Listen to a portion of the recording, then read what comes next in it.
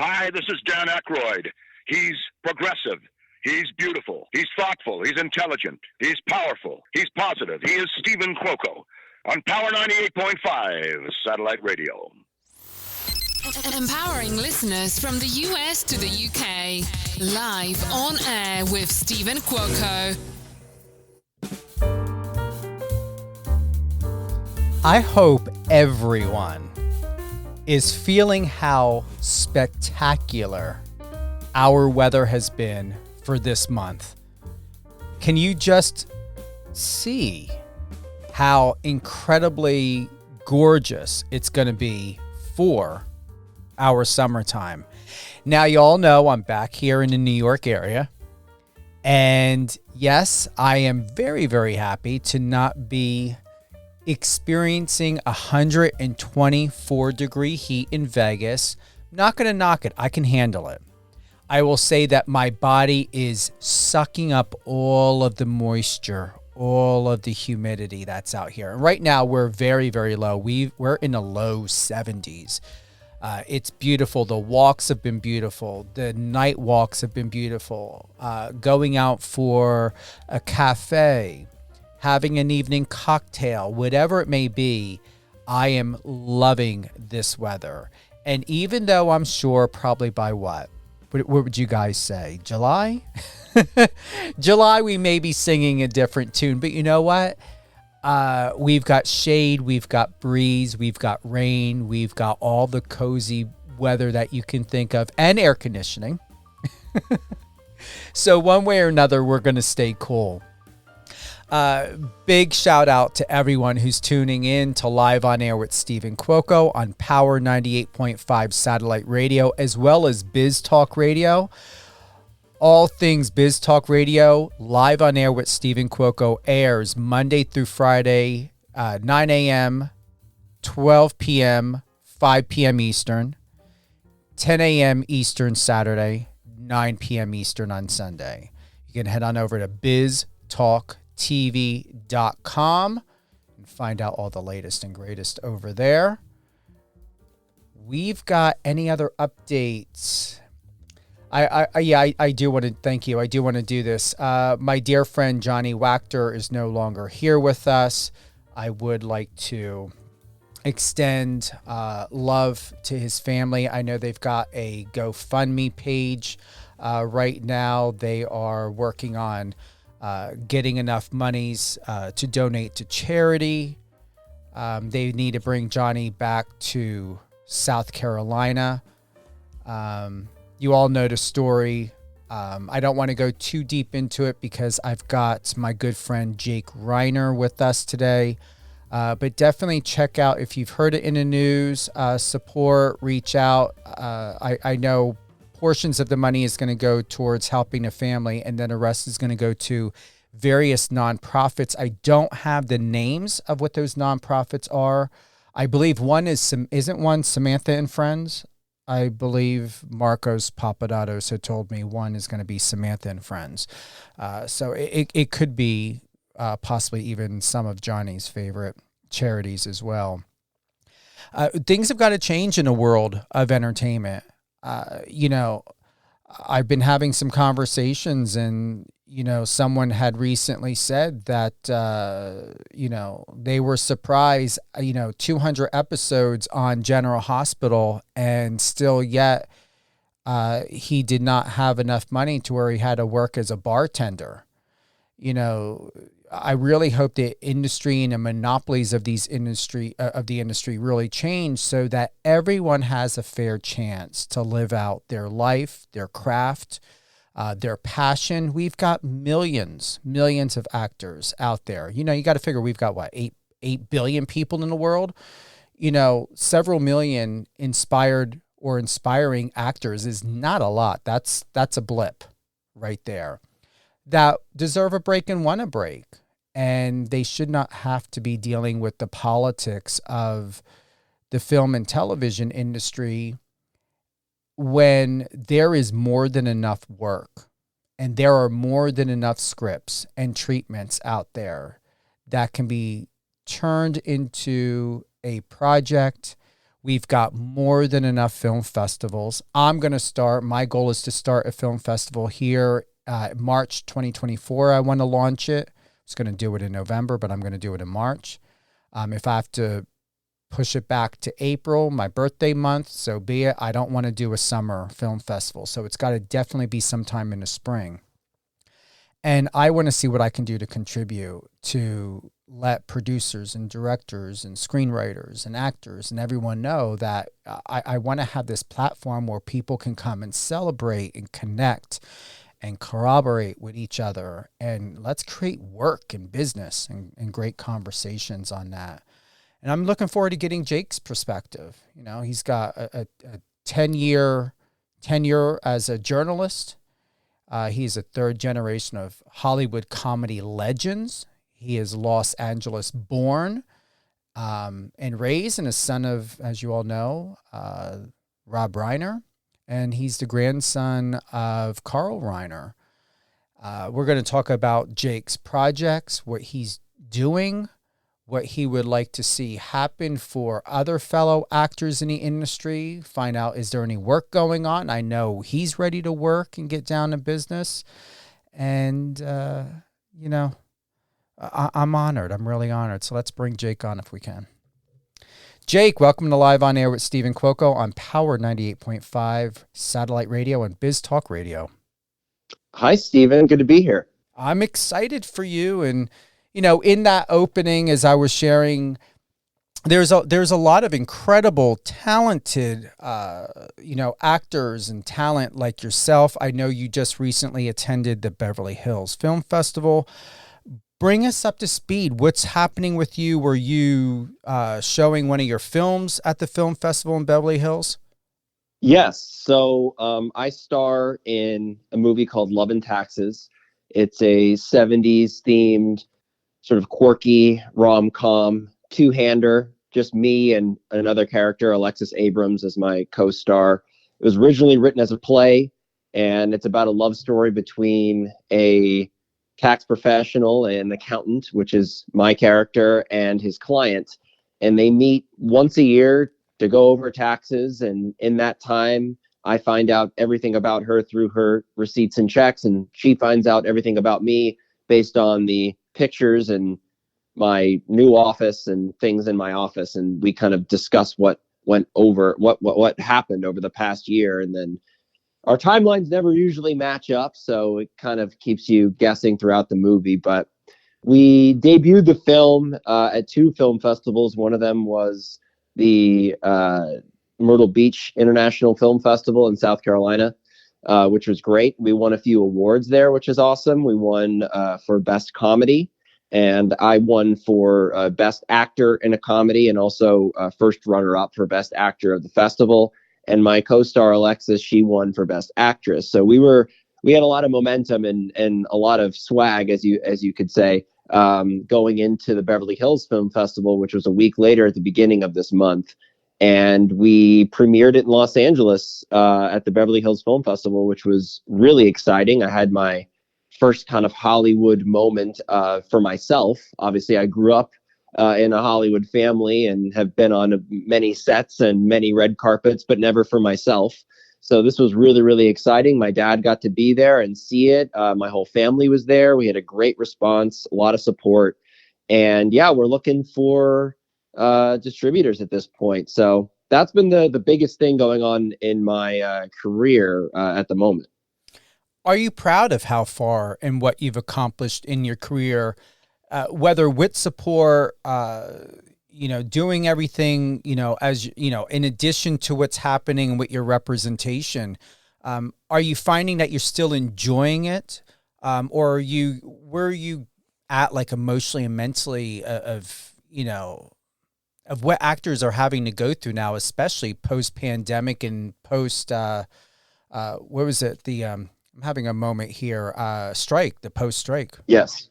Yeah, so the strike was an interesting timing for me personally, because as you mentioned in the intro, I used to be a TV reporter and anchor. I covered news and sports, and I did the morning show. I anchored the weekends. I mean, I've done pretty much every role that you could think of in local news. I worked in 3 different markets, the latest one being Los Angeles, here in LA at KCAL News, which is the CBS affiliate here in LA. And at the time, last May was when I got let go from that station because they needed to kind of cut costs, so to speak. So they got rid of all the freelancers. And so it's kind of a blessing in disguise because I really did want to become an actor. That was my number one goal, number one passion for years. And I just never went for it. And I kind of took a 10-year detour from that in doing news and broadcasting. But I'm thankful for that career. It's helped me immensely in my acting career and my ability to be on camera and be comfortable on set. And I think that a lot of actors have their own moment of when they realize that this is what they want to do for the rest of their lives. And for me, it's anytime I get to be on a set, I'm reminded of why I do this. When a set, I feel like this is where I need to be. This is where I belong. I love how a set operates. I love the hierarchy of the different positions of everybody behind the scenes. I love acting with other talented actors. I love working with directors. It's just the best experience. The problem is, Stephen, is that these opportunities are very few and far between. Even for someone in my position with my connections and all of that, it's not guaranteed. And you don't get opportunities unless people find you talented. I mean, certainly you can get your foot in the door in certain areas. You can meet with people. You can talk to certain people in the industry that maybe other people don't have access to, but you've got to provide the talent. You've got to be the one to show that you belong. And so with Love and Taxes, that was kind of my validation of, okay, I know that I can do this because there were 12,000 submissions for that movie for 2 parts. And I made it all the way to the end.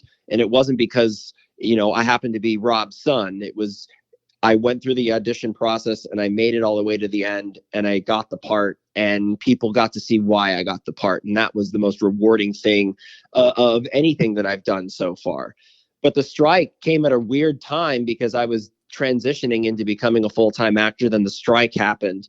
And we got this movie, this Love and Taxes movie, as a part of the SAG-AFTRA micro-budget project agreement, which under the SAG rules, you could do those types of projects during the strike. So it was a very weird time. And now that the strike is over, it's sort of this industry is trying to catch up with itself. And it really is having a hard time. And there are not a lot of auditions out there. So a lot of the projects that I've been trying to get done have been either generated from myself, projects that I'm either writing or producing on, or other filmmakers that have worked with me in the past are reaching out to me and sending me their scripts and saying, hey, would you be interested in a part in this? And sort of circumventing the whole audition process, because we can get into it, Stephen, if you want. But I've just been so frustrated with this sort of new age of auditioning. Oh, absolutely. And just to refresh your memory, you shared back on September 25th, 2018, and this is what you wrote. If there's one thing I've learned in showbiz so far is that you have to always be ready to do a self-tape. And so the way technology is today, people are not going into studios anymore. So are you finding this easier, better, and more constructive because you can do your own private retakes over and over and over again? How do you feel about this? I mean, as with anything in life, Stephen, there's pros and cons to everything.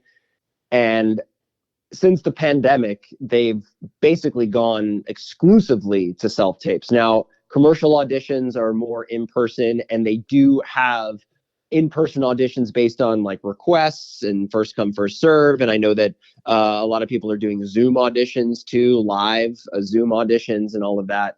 And you're right. The pros of it, right, is that you can send in the take that you want, and you can do it as many times as you want and send in exactly what you want. But the problem is that for someone like me, like I feel like I'm a pretty good people person, and I like to meet new people, and I'm good in an audition room. And that's what's missing from this, is that I don't get to interact with casting directors or casting assistants to kind of get them to understand my personality so that they know who I am when I come and audition, and that they remember me. Because if they remember someone with a funny personality or charming personality or whatever, they're going to remember that too, as well as the audition, as opposed to now they're just getting the tape, they're seeing the audition, and they may or may not get what you want to put out there in that tape. And so that's what's very difficult about it. And it just feels very monotonous in a way to send in all of these tapes and then you never hear back. Everyone that doesn't act or isn't in show business, they will often ask me, like, do you ever hear back from casting after you send something in? No, you don't hear back from casting unless you get the part or you are invited back for a callback or a screen test or whatever. Like, you never hear back from that. So it can feel very empty when you're doing these auditions. You get in the mindset of like, oh, what's the point? Like, I'm not even gonna get this part anyway. You could have that mindset, or you could have the mindset of, oh, I have this opportunity, I get to do this, and I get to put myself on tape, and the fact that I got this audition means something, which it does. I'm not discounting that. But whether you have a good attitude or a bad attitude, it doesn't. I find that it doesn't really matter in terms of getting an actual part in something. So it can be very frustrating. But I know, like I mentioned before, the feeling that I have on set when I do get a part, when I am in something, nothing has matched that for me in my career. That is the pinnacle of what I want to be doing. And so with that in mind, I keep grinding, I keep going. I'm not giving up on what I believe is a potentially successful career if given the opportunity. I just need that one moment, that one person to say, yes, we're going to put this actor in this position to be successful, to be in a long running TV show, to be in a big blockbuster movie that does well and people like and watch. That's all I'm waiting for. That's all I'm trying to pursue right now. So I still have that motivation. I still have that passion, and hopefully, this year we can make that happen. What's striking is most people believe if you are a child of someone that's famous or a superstar, you're going to automatically become just like the parent, if not bigger. Do you believe that that's false? I mean, it depends on the person. I mean, it really does. I mean, you look at a lot of different parts and roles that, celebrities' kids have gotten. And some, you look at it and you're like, you know what? That didn't hit the mark. They obviously don't have the talent and they only got this part because of the position that they're in. Or, hey, they got this part because of the position that they're in and they're actually pretty damn good. And I think that what I invite people to do, because the Nepo baby thing, there's such a negative connotation attached with it. And to be honest with you, there's nepotism all over the map, not just in the entertainment industry.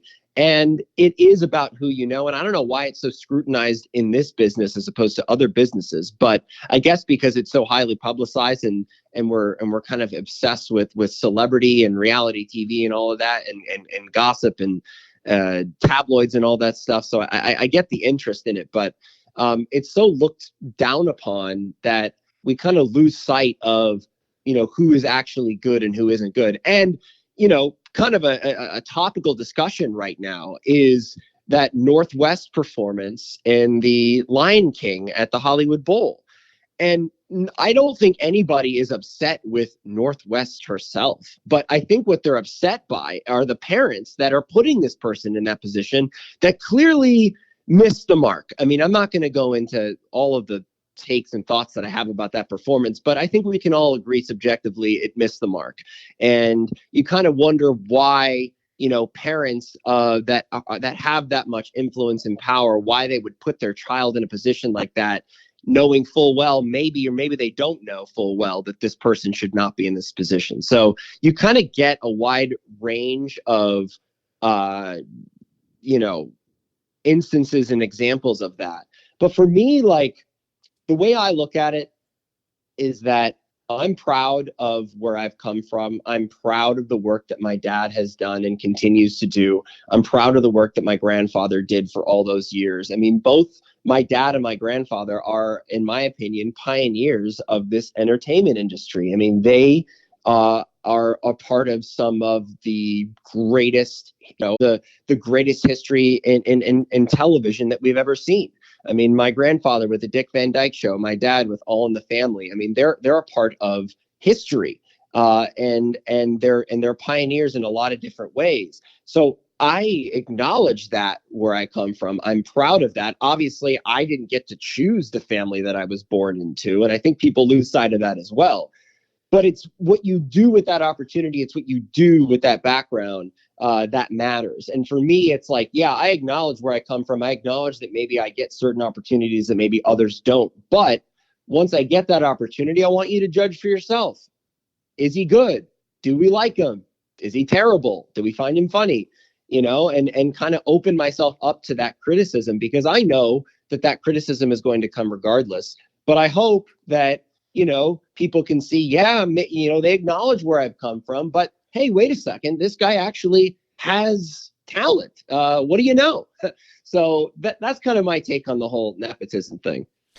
It's been said strongly, loudly, and in a subtle way that the younger generation, the Gen Z, and I believe even millennials, if memory serves me correctly, it was in the news that people are done with celebrities. People are done with celebrity influence and manipulation and power. Do you believe that that is true?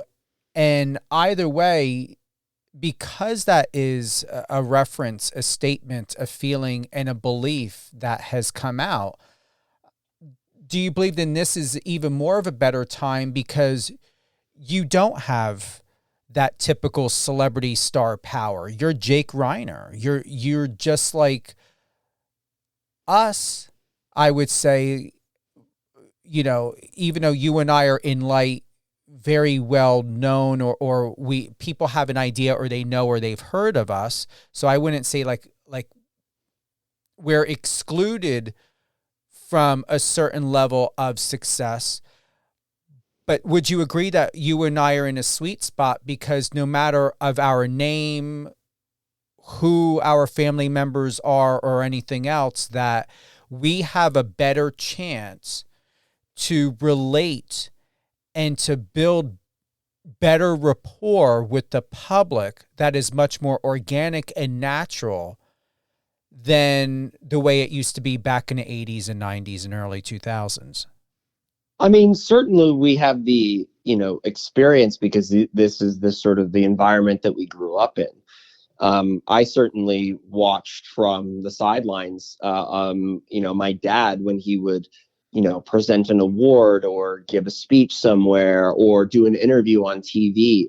I learned so much from him just watching him do that and talking to him about how he goes about that. And he and my grandfather went about it very similarly, which is they don't prepare anything.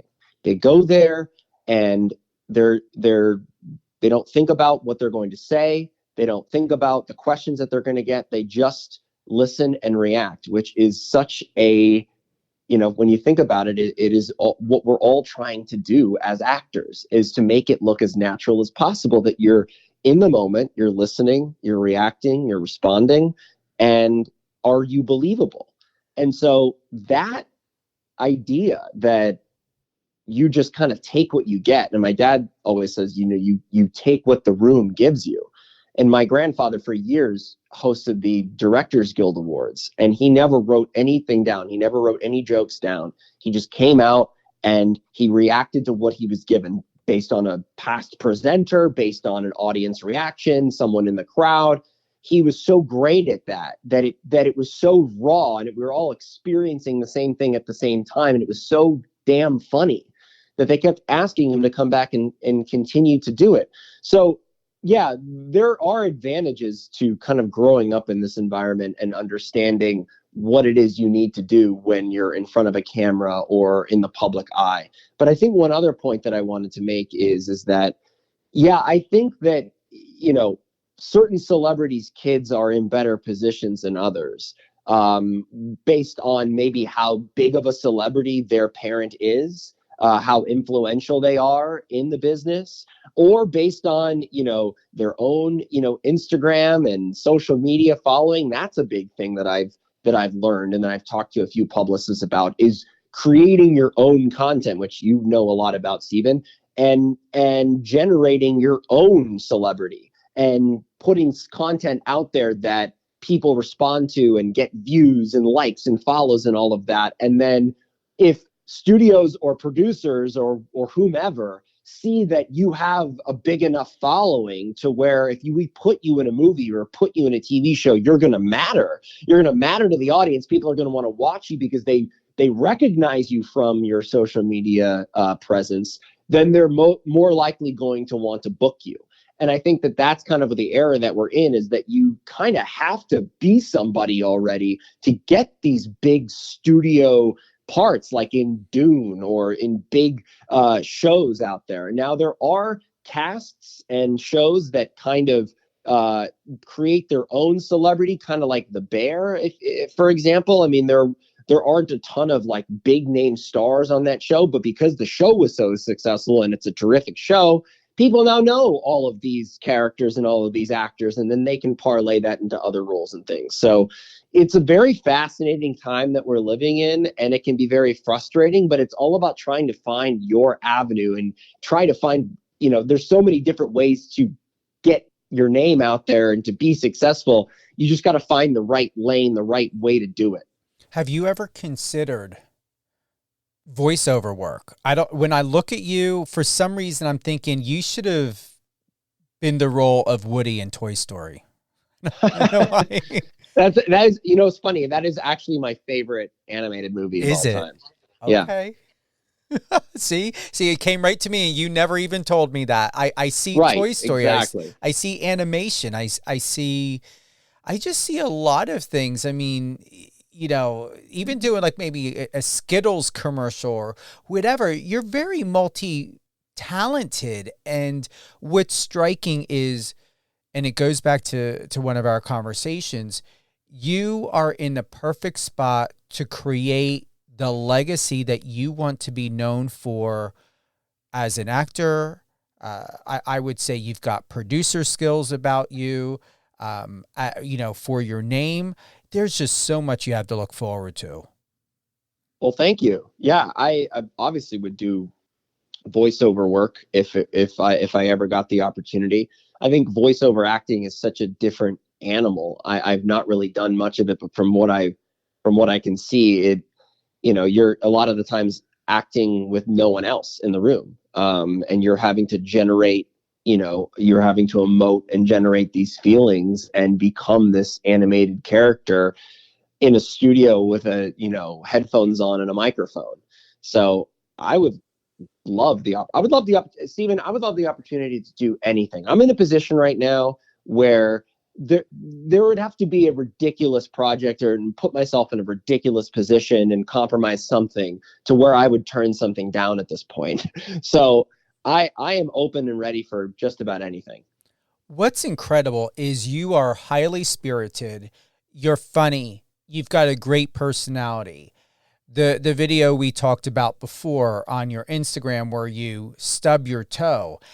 And what I would never have thought is the seriousness and how well put together and professional, going back to your time in Texas and in 2018, you covered a lot of tragic news. Oh my God. Yeah, I did. I covered, I was there during Hurricane Harvey, when it became a tropical storm that had hit the greater Houston area. And that was the most devastating event I think I've ever covered. And again, I've covered, everything under the sun, multiple, mass shooting events. But in terms of total destruction and devastation, I mean, Hurricane Harvey is up there, and till this day they're still cleaning up from that mess. And it was kind of interesting, Stephen, when we were caught in the storm. And of course, Houston is built on a swamp, so it's not designed to take on that much water. And of course, when it rains there, it really pours. So it was a recipe for disaster, which it turned out to be. And it got so bad that when I was out with my photographer, and I worked the morning shift, and when there's a natural disaster or a weather event like that, it is all hands on deck at the news station, and we are on the air pretty much wall to wall, as they call it, wall to wall coverage, which means no commercial breaks. You're just on the air because it is the most important thing in that area, and we've got to stay on and keep people informed. So I was doing like 20 to 30 minute live shots at a time where, there was a moment where there were people needing to be rescued because their boat overturned, trying to rescue their neighbors and all of that. And these two kids were clinging to a tree, and it was like a really dire situation. And so I was there on the ground, in front of that as the rain was just dumping on me and the floodwaters were rising, and we had to be on the air for about a half an hour, basically trying to riff on what was going on and keeping people informed and talking back with the anchors and all of that.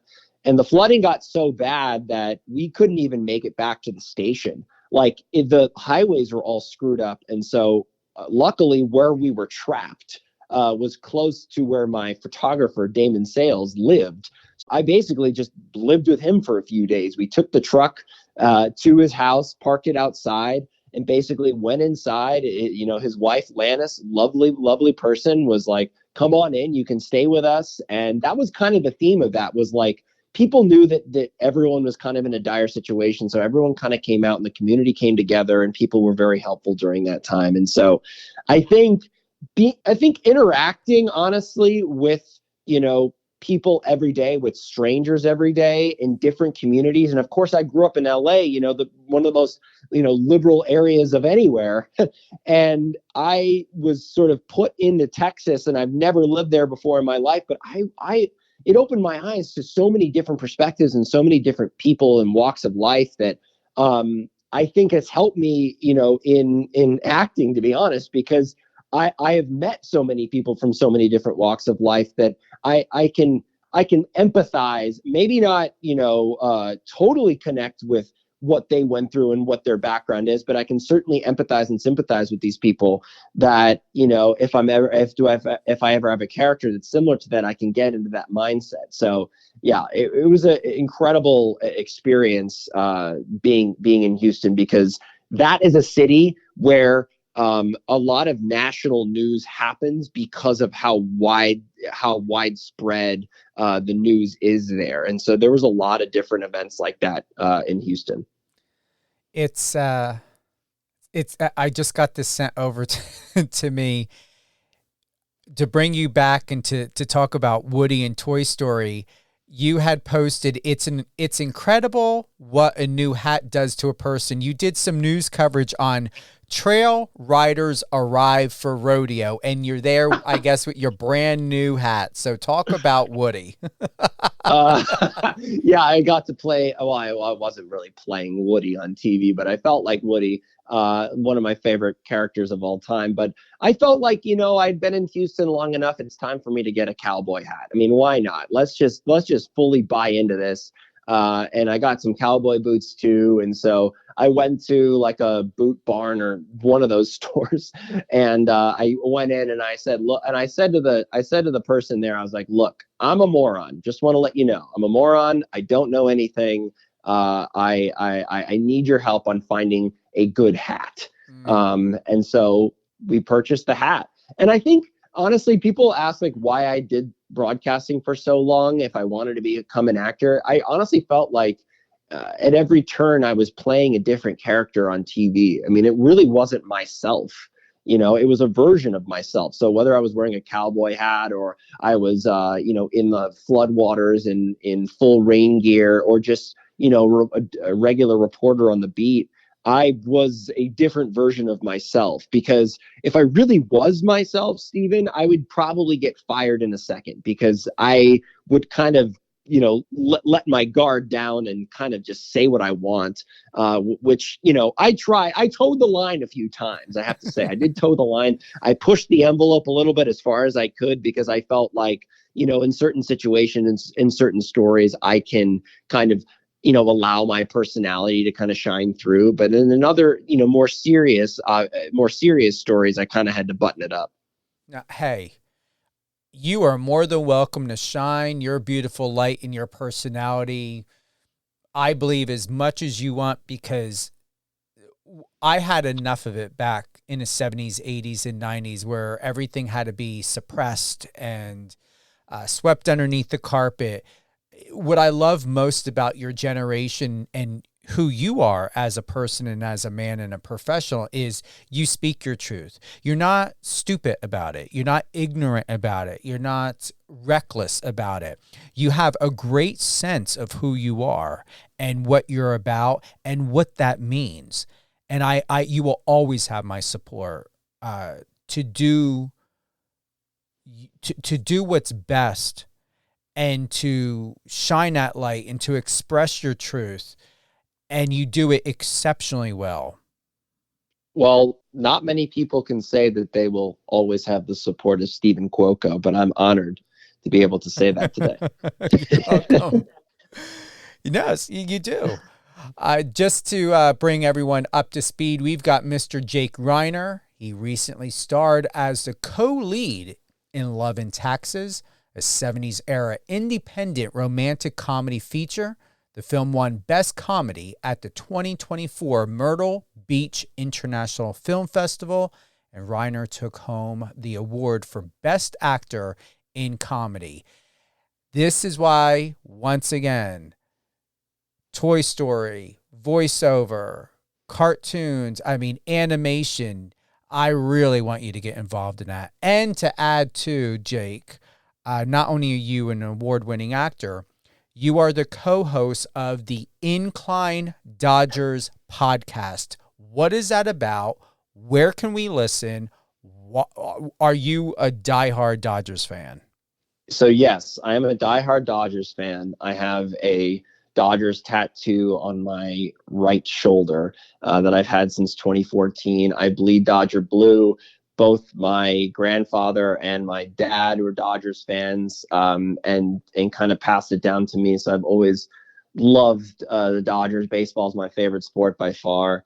And during the pandemic, I joined the Incline Dodgers podcast with two very, very capable, funny, informative co-hosts named Kevin Kline and David Rosenthal. And they too are diehard Dodgers fans. And I feel like we give a real raw perspective on the team.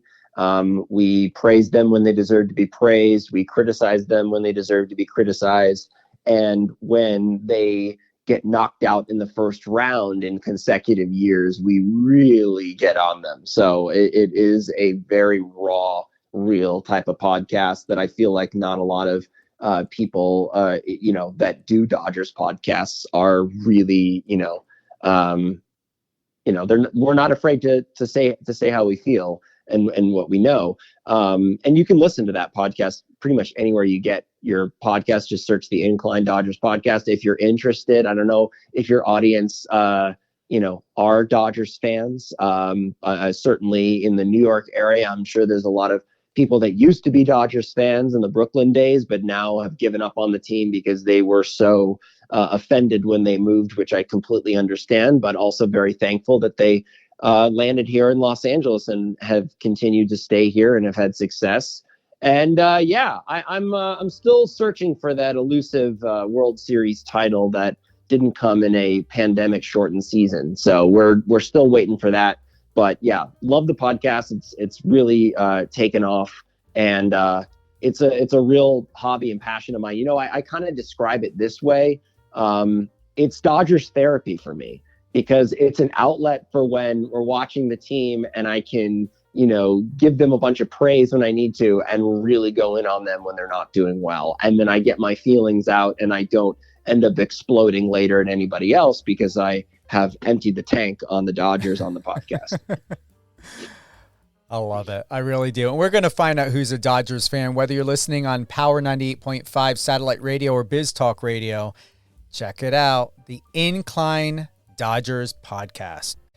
Jake, any closing thoughts? Anything you want to share at all with us before we head on out today? Well, one of the thoughts is that I'm available for hire.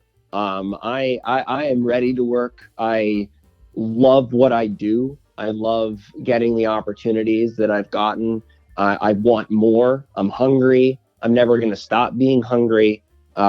This is something that I wish that I had gone full bore on sooner. But this is the journey that I took, and I'm here now, and I'm glad that I have put all my eggs in this basket, and there isn't a plan B. So I am full steam ahead, willing to work. I feel like I have the talent and I have the ability to carry a show, to carry a movie, to be put in these spotlights, to where there is a lot of responsibility, not only based on performance, but also how you carry yourself, how you work with others. And also, if it becomes a big deal, I'm pretty good on the media circuit as well. I have a lot of training in that area. So I am very, very optimistic. I will continue to be until the day I die. And I hope that other people out there that may be in the same position as me, or maybe not in the same position as me, but are still actors wanting to become actors. Like, I know that the struggle is real, and it is much more real for others as opposed to myself. I am not going to be complaining about the position that I'm in, because I don't think I deserve to complain about the position that I'm in. But even with the position that I'm in, with the connections that I have, it is still very difficult to get your foothold in this business. And I think that is, it can be a very humbling thing, but also very rewarding once you do, get a lead part in something, which is why Love and Taxes is so important to me as my first lead role, because it was like finally some validation is for all the, hard work that I've put into this. So yeah, I hope that someone out there is listening to this and can connect with it in some way. And if not, hopefully they found me at least a little entertaining. I would say the moment, whether it's casting directors, producers, directors, or the business in general, stops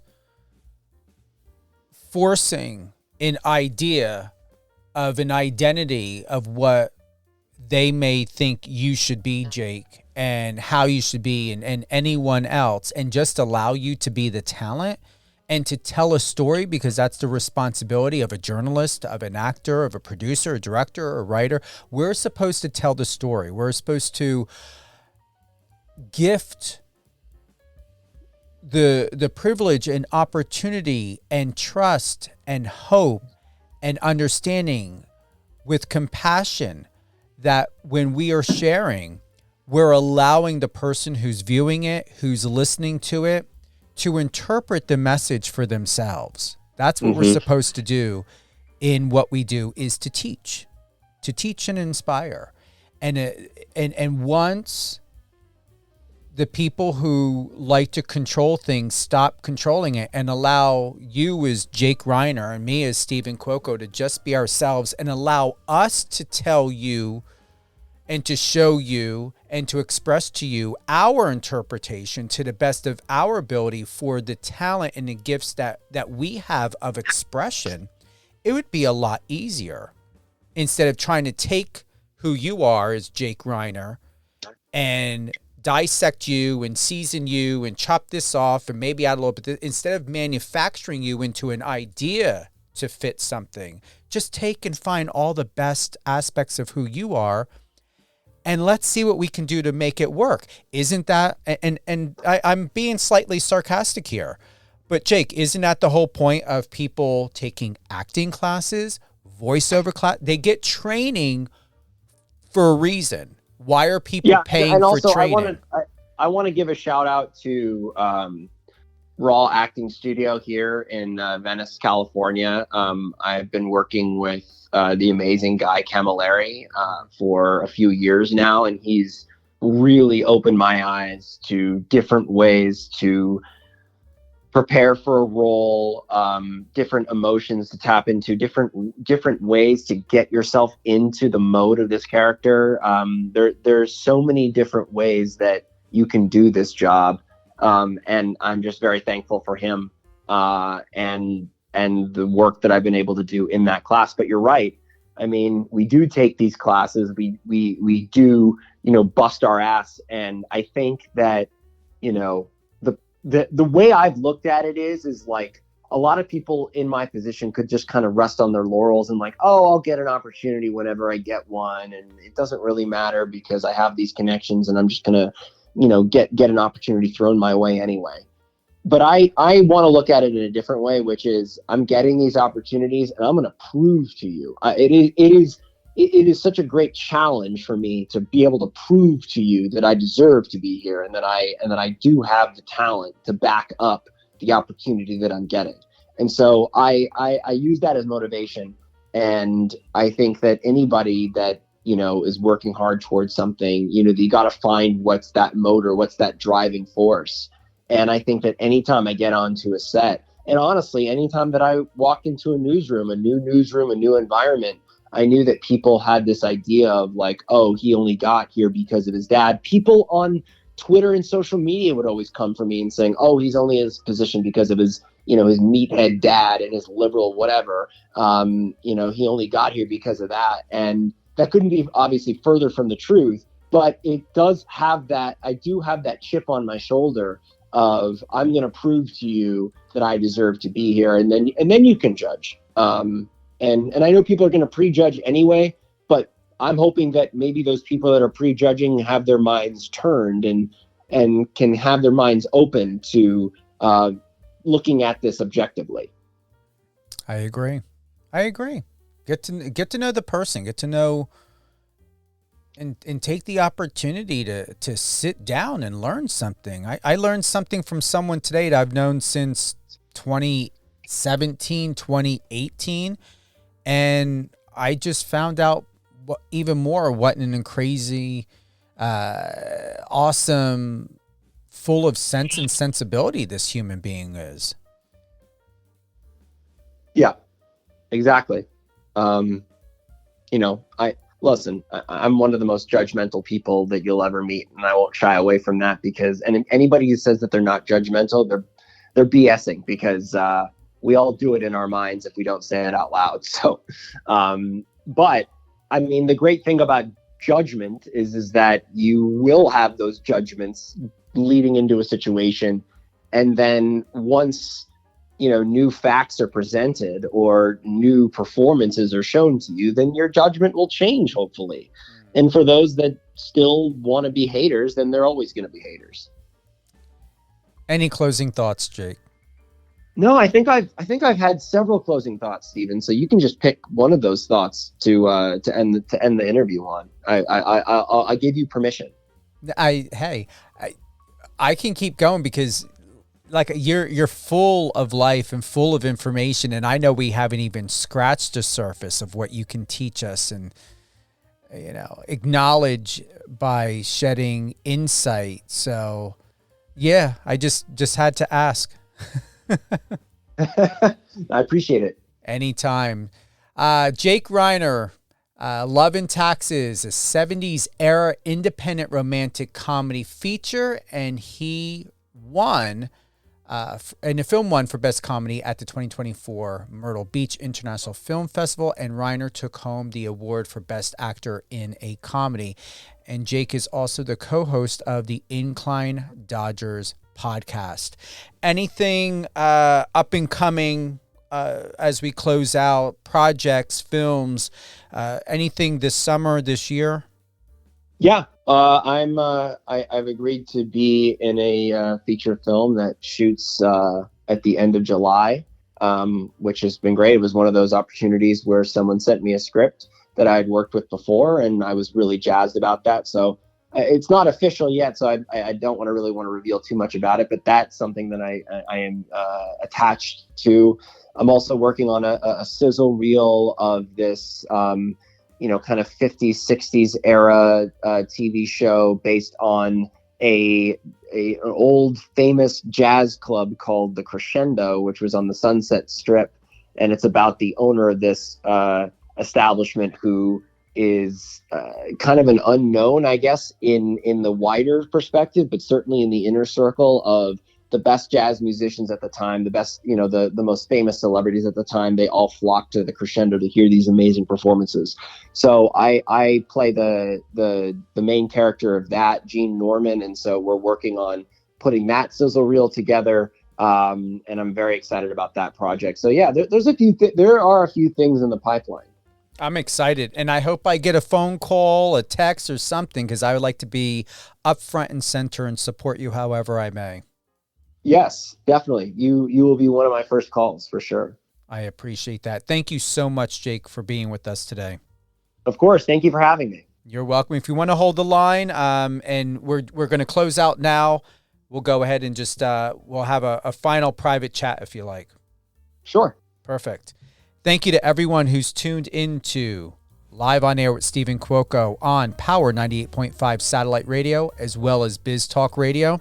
You can listen to Live on Air with Stephen Cuoco on Biz Talk Radio weekdays 8 a.m., 12 p.m., 5 p.m. Eastern, Saturdays at 10 a.m. Eastern, and Sundays at 9 p.m. Eastern. You can go to power985.com. You can also download the app. We've got a brand new, fresh app. You can check the schedule there. You can share it with your friends and family. We've got DJ High Def live Friday and Saturday, 10 p.m. Eastern, 7 p.m. Pacific. You don't want to miss it. If you'd like to be a guest on my show, you can email me at contact@power985.com. Also, while using the app on Power 98.5, you can click the messenger in the bottom right-hand corner. It is live. You can send us a message anytime, any day, and either myself or someone will get back to you. If you've enjoyed this show, let us know. Once again, email us at contact@power985.com. We will have this episode available on any one of your favorite podcast platforms. If you'd like to listen to it again on Power 98.5, check the schedule. Once again, you can't miss it. We'll have it up soon. And this was very fulfilling. I know all of you felt that really, really good, positive energy. Now I'm just taking a moment. I don't think we have anything else. No messages, anything, any shout outs at all? We've got an easy one here. I like that. That's great. Yeah, if you have any suggestions for shout outs, once again, send us a message.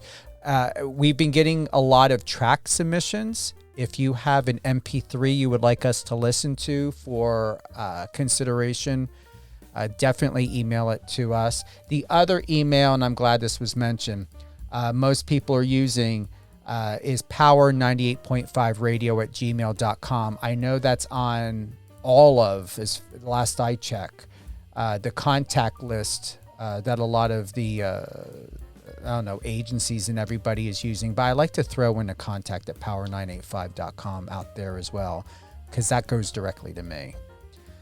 All right, everyone, have a beautiful day. Stay well, live well, be well. And as Jake said, and I'm going to slightly paraphrase, don't hesitate to be yourself. Be yourself, speak your truth. We all have opinions, just as Jake had said, even if they're in our head and we don't speak them out loud. Just be kind. And the best way to know that and how to do it is to start with being kind to yourself. That's my closing thought. Have a great day, everyone.